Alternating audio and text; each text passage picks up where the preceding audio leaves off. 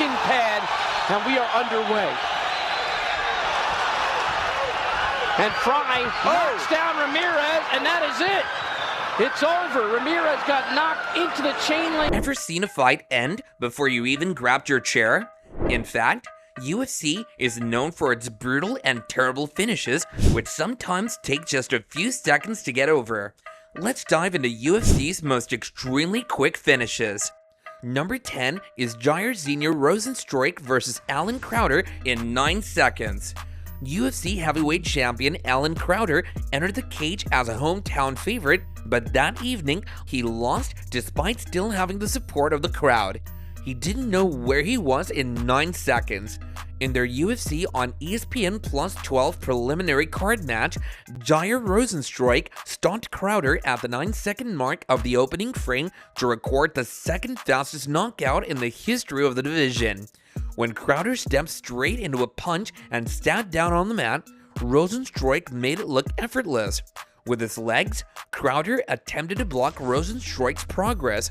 However, Rozenstruik's arms were long enough to wrap around the limbs, and Crowder was knocked out with his first punch. Number 9 is Don Frye versus Thomas Ramirez, UFC 8 in 8 seconds. Are you familiar with the name Don Frye?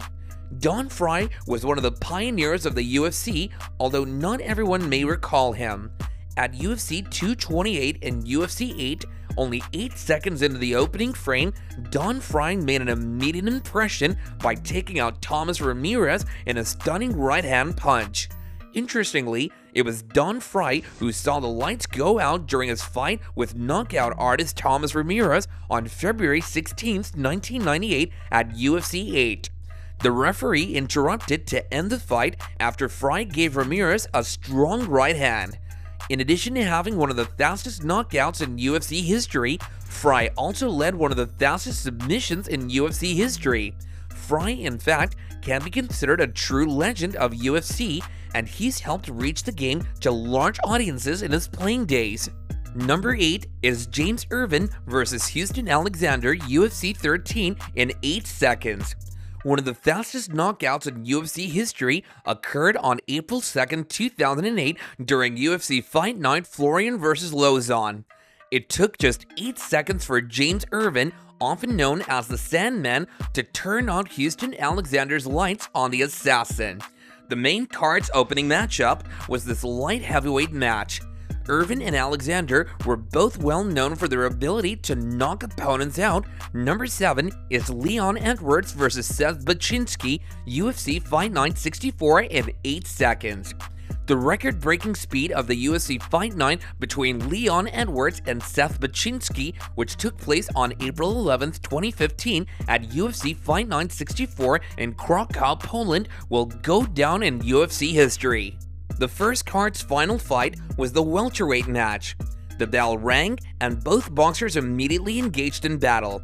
Number 6 is Makwan Amirkhani versus Andy Okel, UFC on Fox 14 in 8 seconds.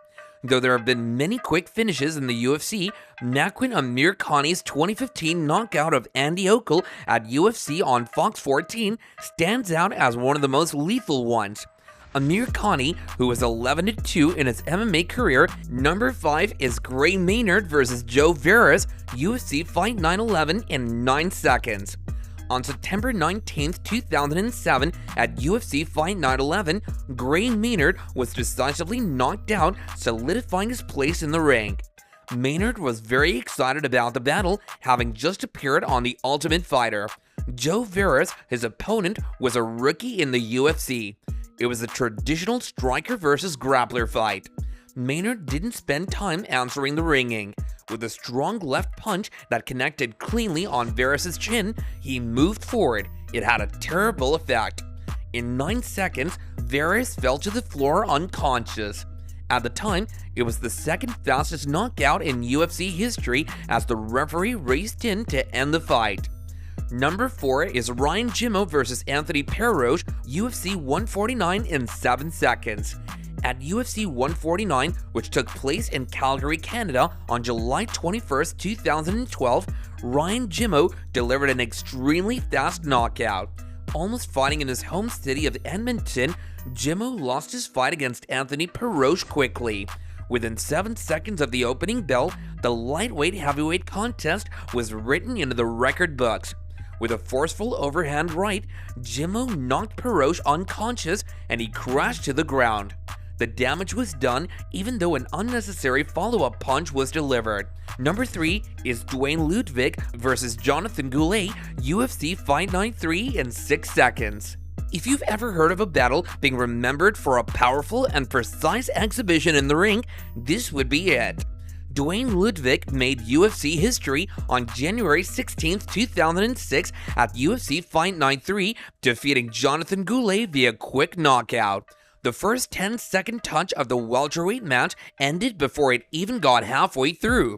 Referee Mario Yamasaki gave the signal to begin the fight, and Ludwig lost little time in getting right into it. Ludwig launched himself forward, smashing Goulet directly on the chin with a right punch. After only 6 seconds of fighting, Goulet fell to the ground, knocked unconscious by the terrible attack. Ludwig was able to achieve the distinction of being the second fastest knockout in UFC history at the time of this victory. Number 2 is Todd Duffy versus Tim Hague, UFC 102 in 7 seconds. If you're a diehard of UFC, then you'll never forget this knockout.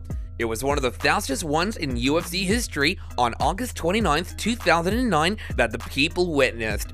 Todd Duffy and Tim Hague's heavyweight preliminary contest quickly turned into a great highlight reel match as Duffy easily defeated Hague in just 7 seconds.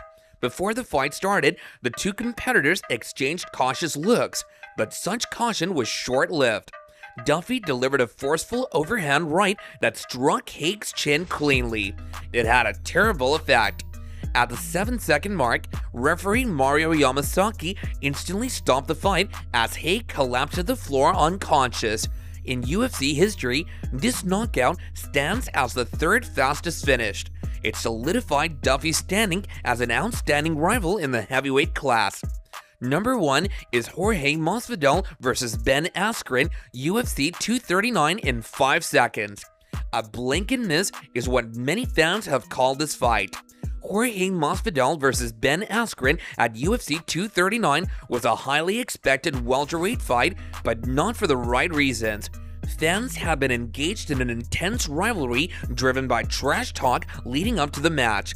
But when things did come to blows, it was a matter of blink and you missed it, as mentioned earlier. When the two fighters stepped into the ring on July 6, 2019, there was an obvious rivalry between them. Masvidal wasted little time in getting started as soon as the referee gave the all clear. Jumping ahead, he released a well-timed flying knee that made contact with Askren's jaw. It had a disastrous effect. Askren fell unconscious and moving onto the floor. Do share your views on this in the comments section below.